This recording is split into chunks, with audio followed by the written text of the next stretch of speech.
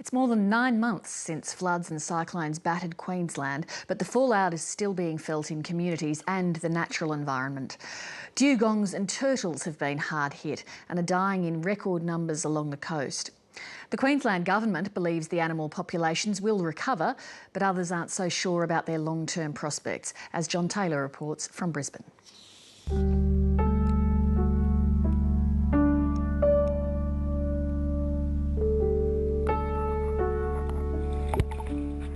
For thousands of years, sea turtles have swum along the Queensland coast. Lumbering on land, in the water, they are liberated. These turtles are actually in a hospital on the Gold Coast, but they are the lucky ones.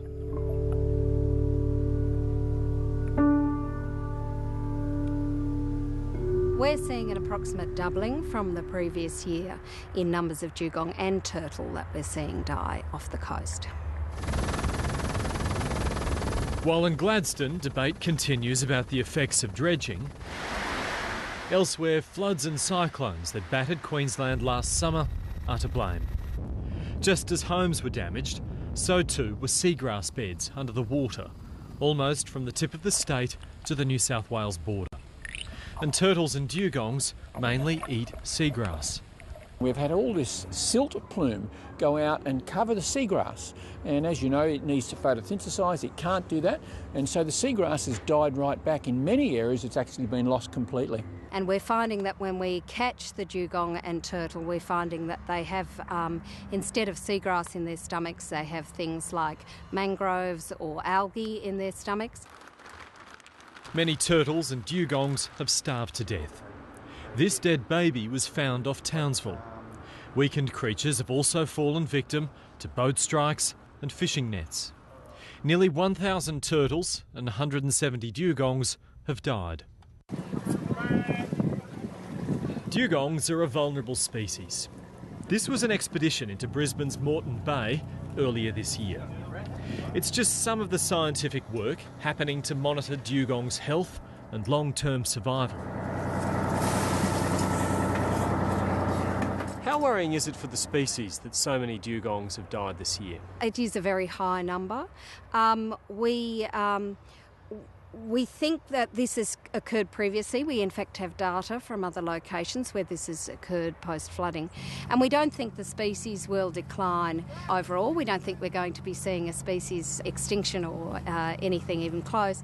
But we think that the population will recover in subsequent years of good rainfall. Far more turtles than dugongs have died this year. But while the animals are more abundant, they're not less important. For months, these turtles have been in the care of SeaWorld's Turtle Hospital. Nice catch. We've had one that had a boat strike. There was one amongst that group that was a floater, which is an animal that has an intestinal problem, so it can't get to the bottom to eat, and obviously they get hit by boats. And then there was another one that was just simply washed up on the beach. It was in very poor condition. Veterinary treatment and good food have done their job. Today is a big day.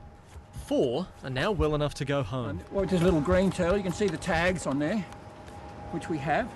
This animal's double tagged, so we can easily identify if it comes back in again. If it gets up on a beach or anything, we know straight away that it's one of our animals from here.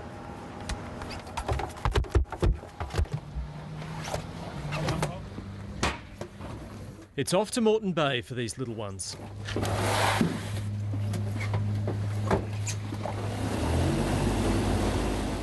But a lingering question of survival faces Queensland's turtles and dugongs. Are these record numbers of deaths going to continue? They will probably continue for the remainder of the year and possibly early into next year, depending on how much rainfall we get. We're really waiting to see the seagrass recover.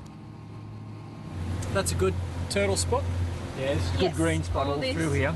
All these shallow banks have got seagrass in and around them, and there's marine park zones all through here as well. Trevor Long is SeaWorld's Director of Marine Sciences. He's more muted about the future. Are you worried it's the beginning of a trend? Look, I am worried actually. I think that as we're seeing changes with climate change, these type of events may become more common. And that's why I think we need to act now. I think that we need to be trialling pilot programs. We need to be looking at ways, especially with dugong. Is there a way that we can supplementary feed many of these animals? We don't really think it's the beginning of a trend. We think that it's been a one-off event. We don't have floods this size every year. It's been a one-off event. Even so, more dugongs and turtles are expected to die this year. But for this turtle, there's been a happy ending, and he was free again to swim the Queensland coast. How does it feel when you see him go? Awesome. It's fantastic. No, it is a good feeling, especially when they've been there for such a long time.